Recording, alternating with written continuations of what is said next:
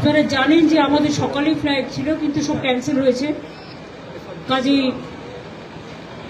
সব প্রোগ্রামে প্রায় অনেকটাই ডিস্টার্ব হয়ে গেছে।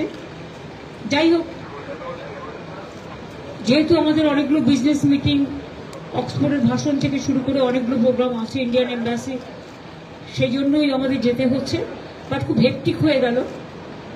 মাত্র 4টে দিন মাঝে টাইম থাকবে, তার মধ্যে আমাদের যাতায়াত করতে দিন রাত দুটোই লাগছে, কারণ টাইম অ্যাডজাস্ট করতে হোল নাইট জার্নি করতে হবে, এবং আসার দিনও মধ্যরাতে এসে পৌঁছবো, আমরা সকালে এসে পৌঁছবো দুবাই থেকে সন্ধ্যেবেলা এসে বিকেলের ফ্লাইট ধরে।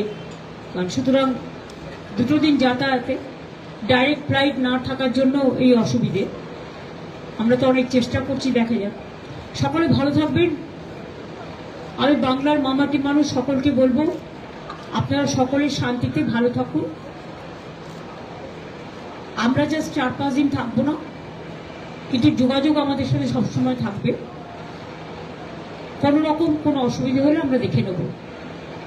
সকলে ভালো থাকুন, সুস্থ থাকুন, সুন্দর থাকুন।